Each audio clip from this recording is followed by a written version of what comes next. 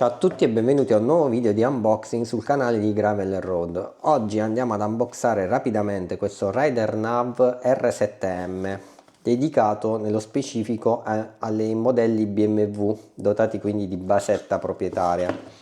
Andiamo a spacchettare rapidamente questa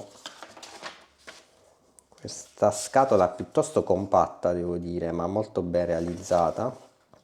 Troviamo i manuali inglese e cinese, il dispositivo che andremo a vedere tra un attimo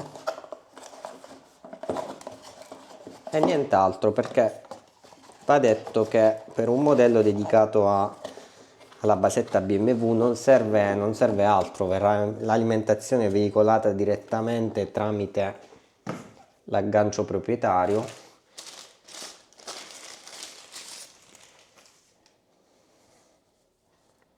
Ecco quindi il dispositivo, che è molto leggero, ben realizzato e da una linea molto accattivante, molto moderna, con angoli molto taglienti.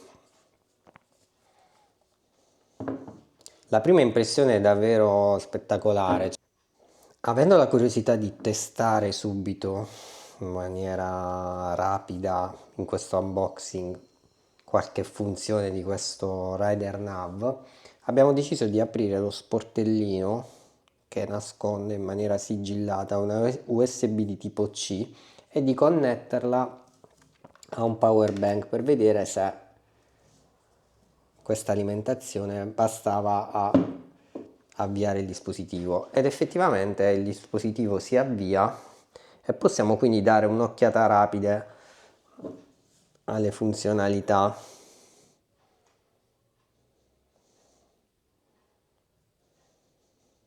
Andiamo a impostare.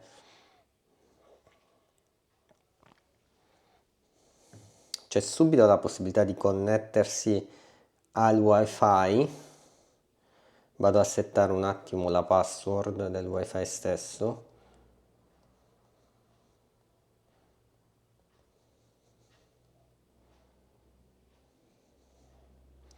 Per connettermi quindi alla rete.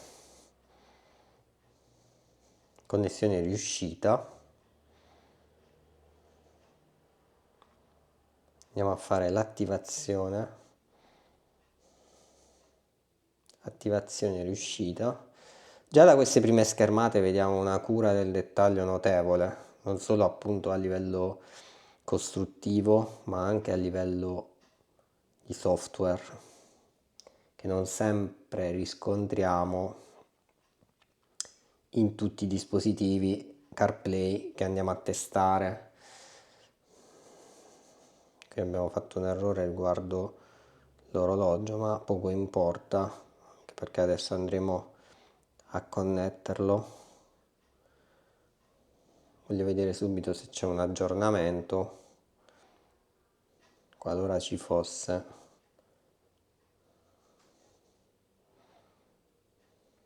Lo andremo ad effettuare. Sta verificando ed è già aggiornato all'ultima versione, quindi non necessita di un update. Ricordiamo che gli aggiornamenti sono over the air, quindi sono fattibili direttamente dal dispositivo stesso. Che dire da queste prime impressioni?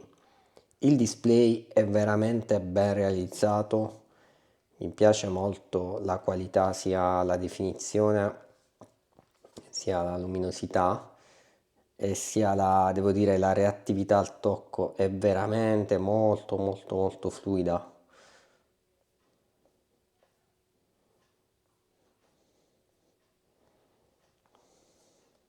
Sono aspetti da non sottovalutare, perché spesso alcuni dispositivi tendono a impuntarsi. La schermata principale è davvero curata, mi piace proprio il font, la spaziatura delle varie icone, la grafica delle icone stesse, è tutto molto chiaro, tutto molto pulito, Che dire, quindi siamo veramente curiosi, avremo la possibilità di testare sulla BMW di un amico perché noi non disponiamo nel nostro parco moto di BMW, ma sarà un piacere provarlo anche perché, come detto, è un dispositivo plug and play.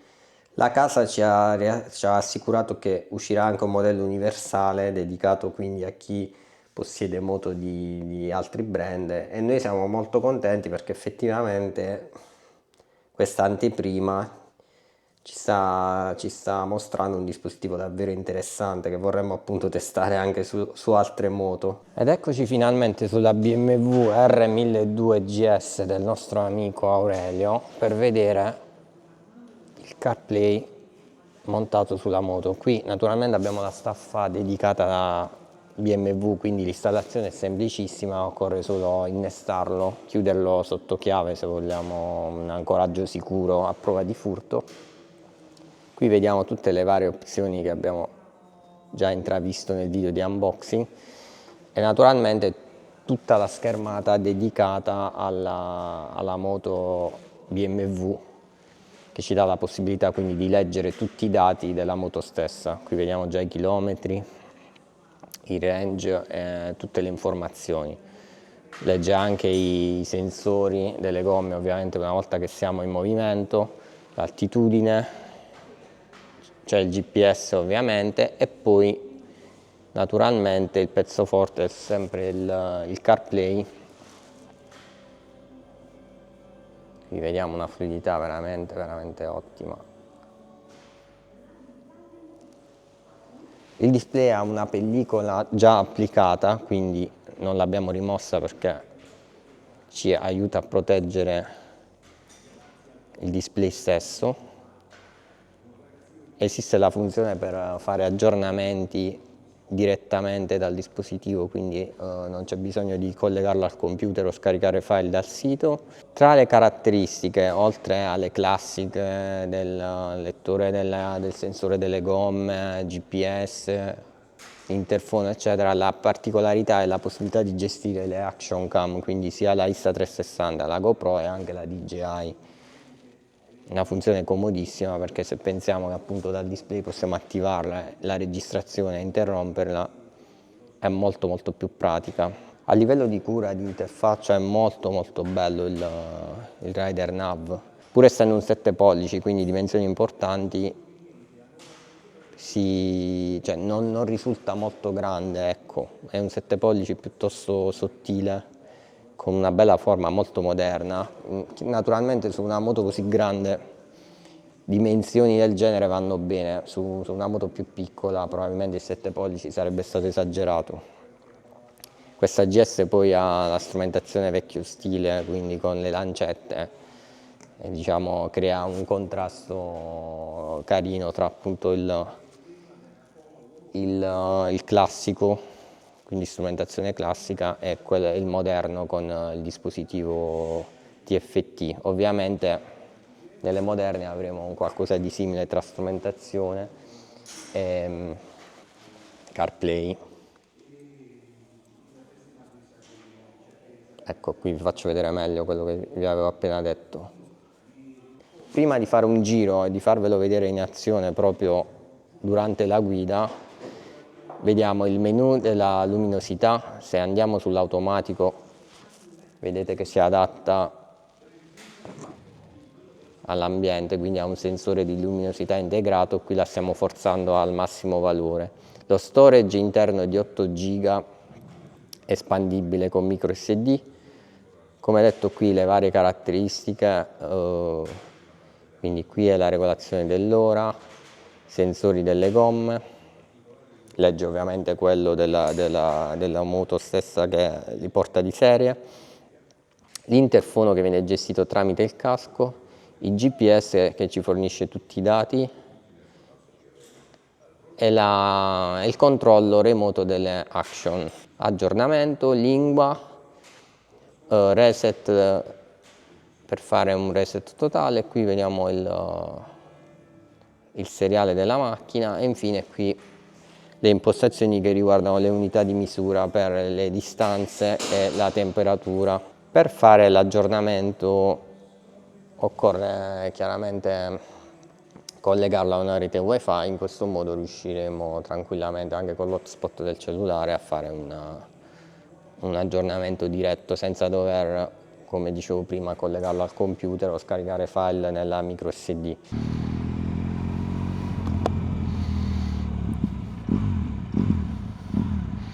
Ed eccoci sul GS di Aurelio, che specifica che è in vendita, quindi se qualcuno di voi è interessato può contattarci per testare su strada. È anche la prima volta che guido un GS, quindi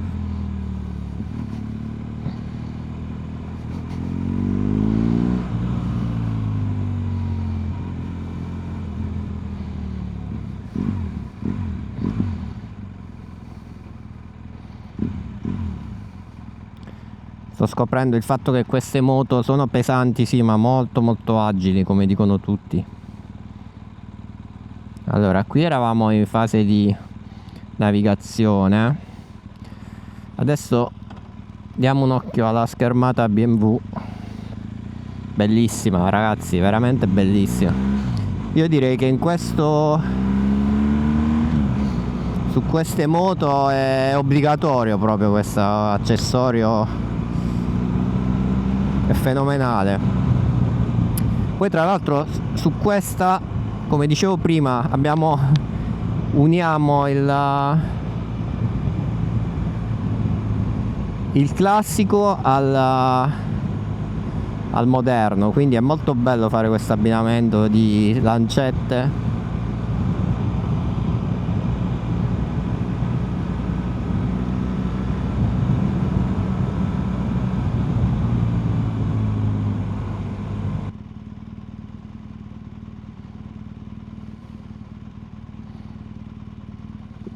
Davvero, vedete com'è comoda. Per chi non è abituato a BMW ovviamente è una novità.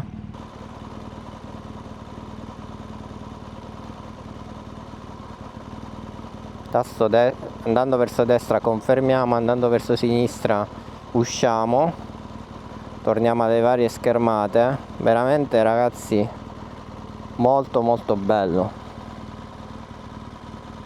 Questa è una schermata più generica, questa invece è quella più completa, dove tutte le informazioni sono mostrate.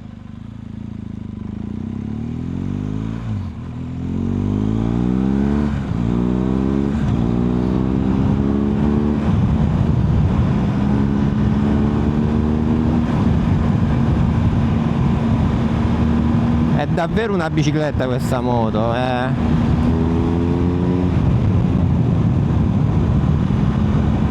Chi lo direbbe?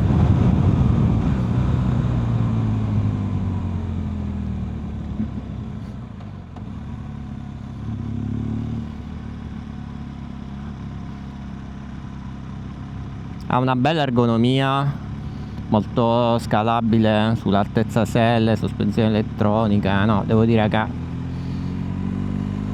pur essendo un modello datato, molto bello. E ripeto, sia su quelle moderne sia su queste un Rider Nav 7 pollici così veramente ci dà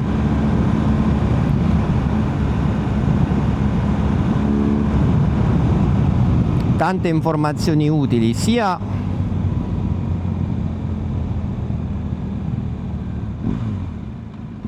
per la guida in sé,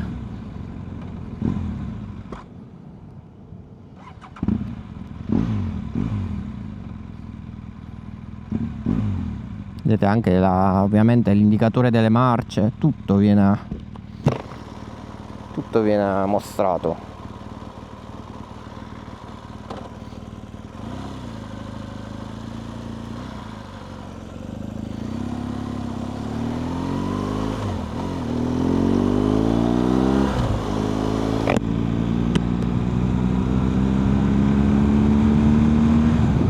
questa è una schermata molto povera, cioè ha poche informazioni. Ovviamente questa è quella più bella.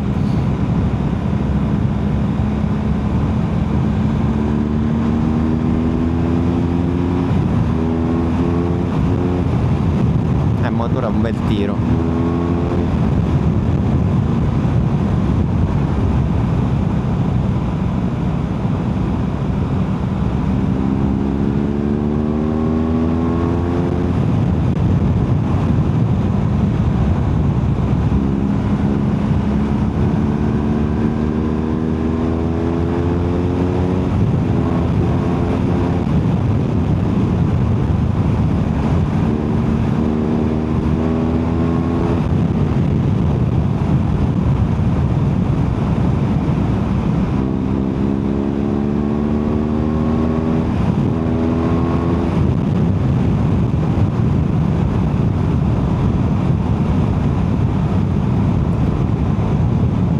Moto del genere, Rider Nav 7 pollici, viaggiare diventa veramente una comodità.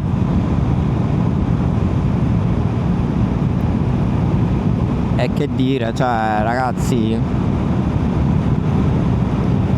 un plauso sia a Rider Nav ma anche al sistema BMW, perché per i possessori magari è un qualcosa di scontato, però per noi che siamo abituati ad altri marchi, questa basetta a sgancio rapido con possibilità di metterlo sotto chiave è veramente un plus notevole, cioè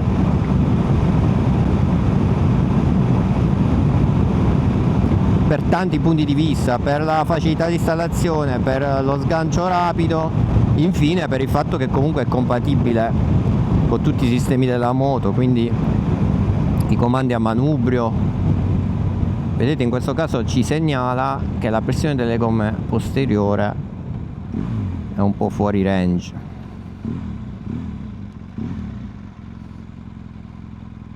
Ringraziando Aurelio per aver messo a disposizione il suo GS, e devo dire che è stato piacevole guidarlo, perché si vede che è una moto di qualità per chi non ha mai provato una moto del genere e che ha delle doti di ciclistica molto molto particolari. Anche ovviamente il motore boxer è un motore diverso dai soliti. Andiamo anche ad andature basse, il baricentro è veramente bassissimo e in questo senso ricorda un po' le Adventure KTM che hanno il serbatoio basso, e quindi la gestione del peso è veramente ottimale.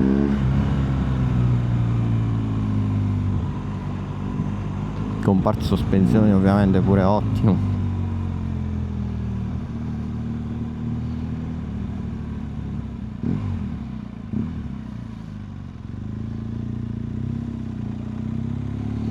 Ci è piaciuto provare sia la moto sia il Rider Nav 7,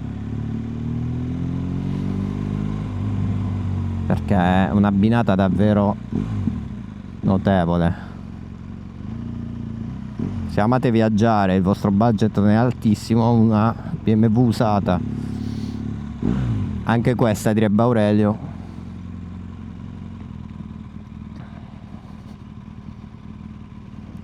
può essere veramente una scelta di alto livello.